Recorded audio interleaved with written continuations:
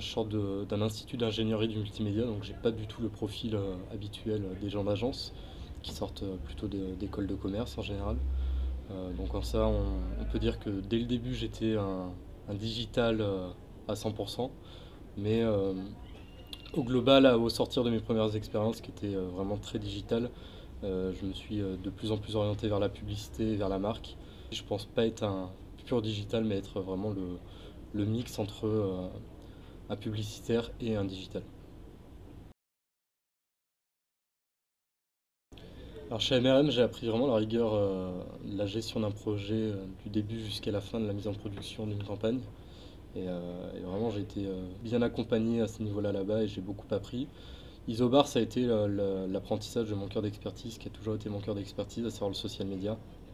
Et du coup, ce qui aujourd'hui, pour moi, fait ma force dans la mise en place de campagne. Marcel, c'était vraiment une volonté d'aller vers la marque, vers la publicité, vers la compréhension de comment on construit un discours, comment on crée des choses qui vont permettre à une marque demain de faire beaucoup plus de business. Et donc en ça, là encore, une très très bonne école et j'ai énormément appris, notamment aux côtés d'Olivier Sebag, qui en termes de stratégie a été pour moi un mentor sans commune mesure. Et après Buzzman, la culture de l'idée, l'excellence créative. Je pense que Georges Mohamed Cherif est un des très très bons directeurs de création français, et un des très rares à avoir vraiment une vision tournée vers les gens, vers ce qu'ils vont ressentir, ce qu'ils vont vivre au travers d'une campagne. Avant même Brand Session, moi j'ai toujours eu envie d'entreprendre, que ce soit dans la publicité ou ailleurs.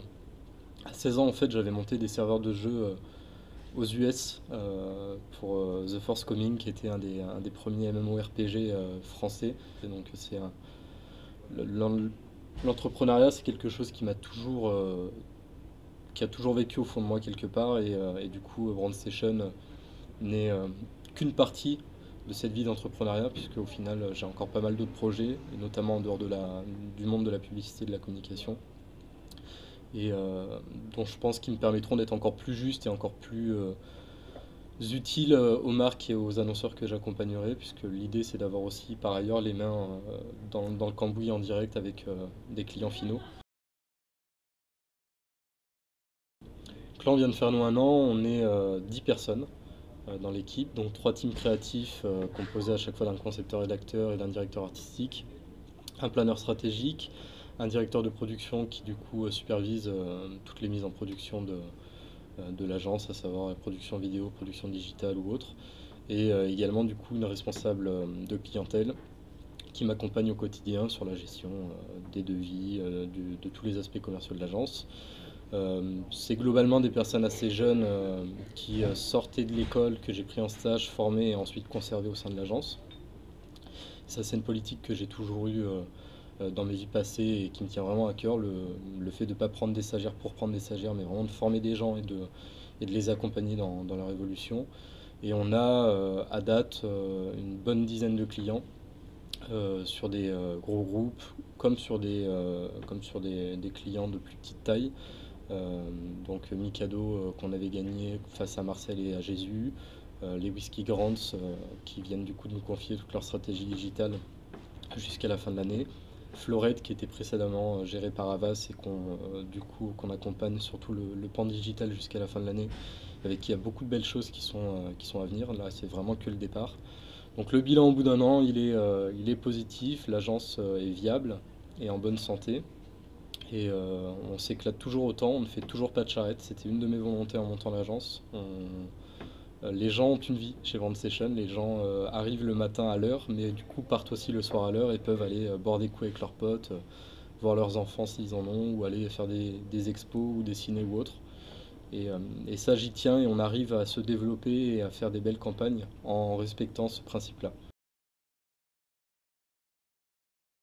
C'est une réussite. Les chiffres qu'on a aujourd'hui sont extrêmement bons. On est à 600 000 vidéos vues avec un investissement média qui est très très faible. On est sur un taux de viralité qui est au-dessus de 200%. On a eu 10 000 partages et un taux de partage sur les premiers jours de la campagne la régie Buzzing qui est proche de Evian Baby Me, qui était un des records en termes de taux de partage. Donc on a une campagne qui a vraiment très très bien pris et qui encore une fois, sans qu'elle ait coûté extrêmement cher a permis des très bons résultats.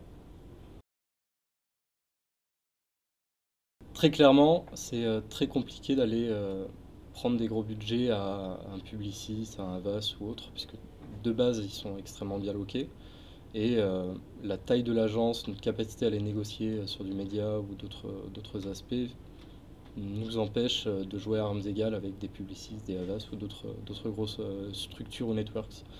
Mais sur d'autres pans du métier, tels que les activations digitales, le social media, ou surtout les activations en fait, des petites campagnes one shot où les annonceurs sont en recherche de grosses idées qui vont permettre d'aller chercher de la viralité ou autre. On arrive à être présent, on arrive à gagner, on arrive à prendre du business et c'est par là qu'on rentre très clairement chez les annonceurs. C'est vraiment David contre Goliath. Alors, en effet, j'ai le droit à une publicité, pourtant je vais en donner deux. Il y a une publicité qui m'a marqué à vie, qui est Sironimo. Et, euh, je pense que enfant, c'est ça qui m'a donné envie sûrement d'aller vers ce métier, au-delà de culture pub que je regardais le dimanche en cachette dans ma chambre. Et sinon, en publicité récente qui m'est marquée et où j'ai envie de dire Cocorico, c'est la publicité Lacoste de BETC, qui est une des agences que j'admire en France et